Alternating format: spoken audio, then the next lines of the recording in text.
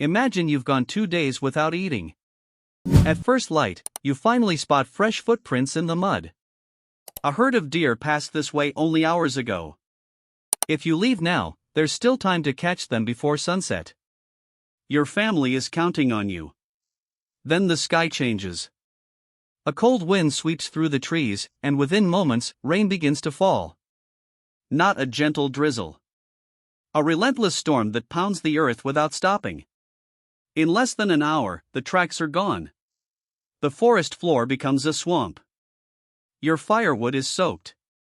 The small stream beside your shelter is turning into a rushing river, and every minute you spend outside increases the chance of slipping, breaking a leg, or crossing paths with a hungry predator hiding from the same storm.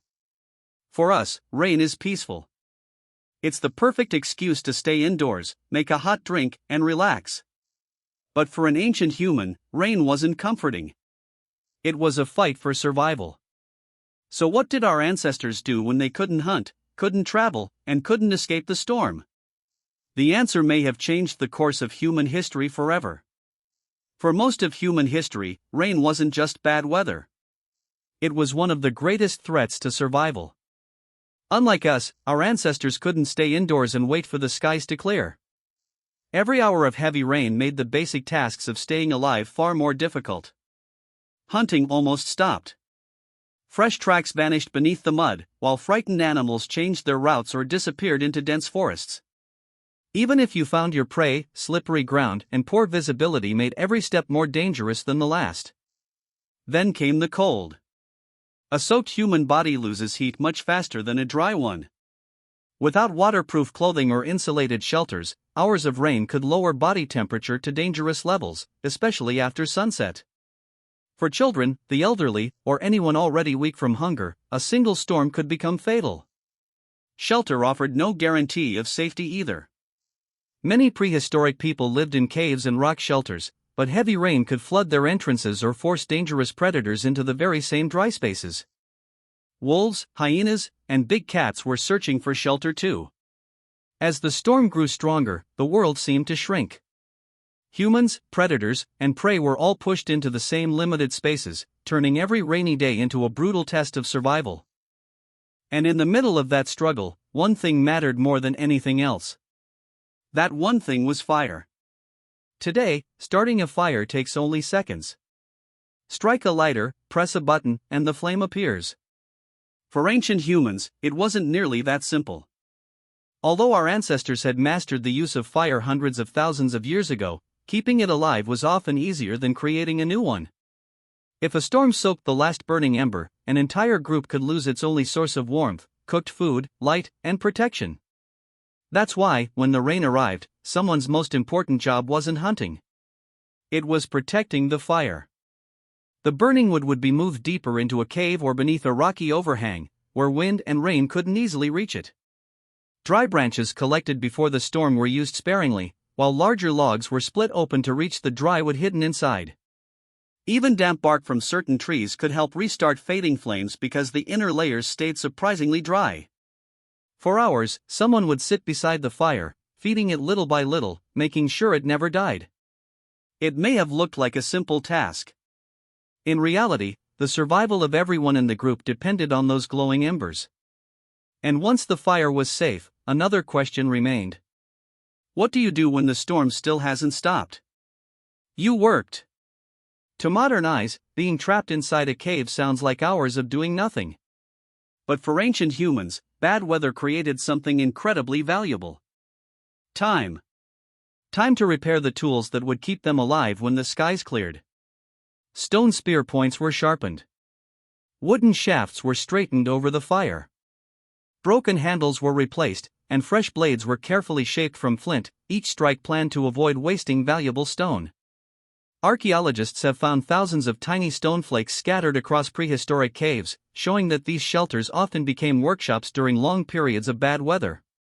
Clothing demanded attention as well.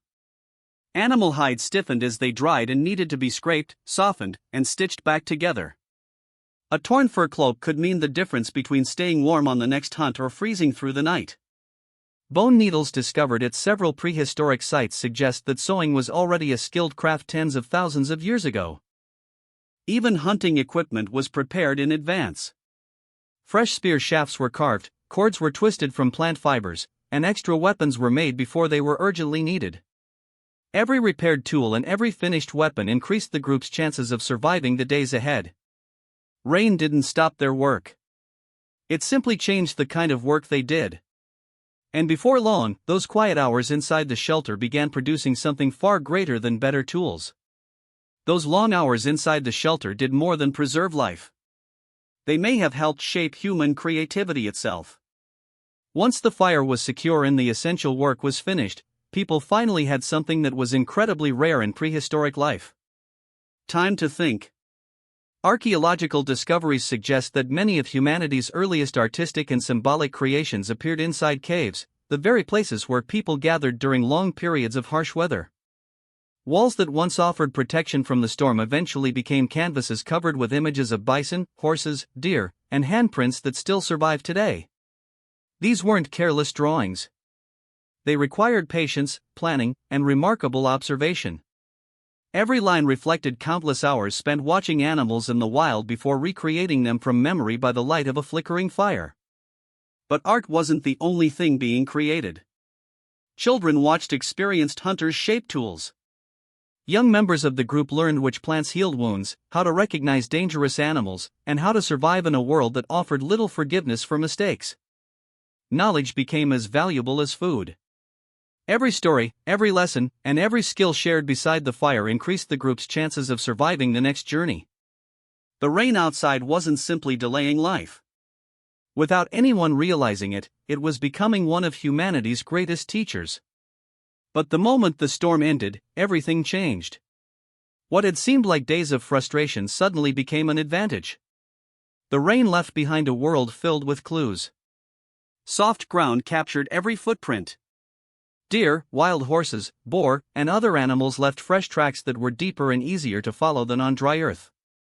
An experienced hunter could tell not only which direction an animal had gone, but also how long ago it had passed and whether it was walking, running, or injured. The landscape itself became more generous. Natural rock pools filled with fresh drinking water, reducing the need to search for distant streams. Edible plants absorbed the moisture and began growing rapidly, while roots hidden beneath hard soil became much easier to dig out. Even insects became an unexpected source of food. After heavy rain, termites and other insects often emerged in huge numbers, providing a rich source of protein that required little effort to collect. For a hungry group, a storm could turn an empty landscape into an unexpected pantry. The people who understood these seasonal changes had a clear advantage. They didn't see rain as the end of opportunity. They saw it as the beginning of a different kind of hunt.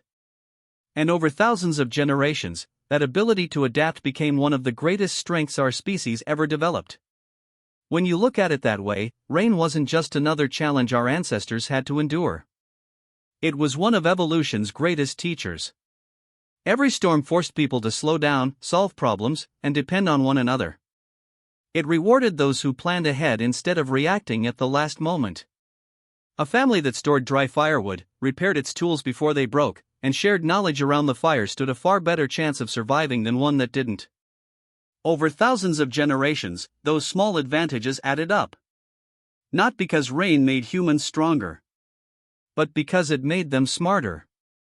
It encouraged planning instead of panic, cooperation instead of isolation, and creativity instead of wasted time. The hours spent inside a cave weren't empty hours. They became opportunities to prepare for the next hunt, teach the next generation, and strengthen the bonds that held the group together. In many ways, the storm outside was shaping the people inside. Long before cities, schools, or written language existed, some of humanity's most important lessons were probably learned beside a fire while rain echoed across the rocks. And that changes the way we should think about the storm itself. Because perhaps the greatest gift rain ever gave our ancestors wasn't water. It was time. So, what did ancient humans do when it rained? They didn't simply wait for the clouds to disappear. They protected the fire that kept them alive. They repaired the tools that would feed their families. They stitched clothing, prepared weapons, taught their children, shared stories, and planned for the days ahead. Then, when the skies finally cleared, they stepped back into a world transformed by the storm itself. The rain hadn't defeated them. It had prepared them. Today, when dark clouds gather overhead, most of us see nothing more than an interruption to our plans. We cancel a trip, stay indoors, or complain about the weather. But for tens of thousands of years, every rainfall was a lesson in resilience. It challenged our ancestors to adapt, to cooperate, and to think beyond the present moment.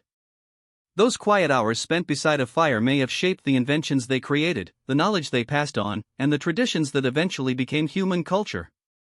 The next time you hear rain falling outside your window, remember this. To our ancestors, it wasn't just the sound of a storm. It was the sound of survival, preparation, and perhaps the very force that helped make us human.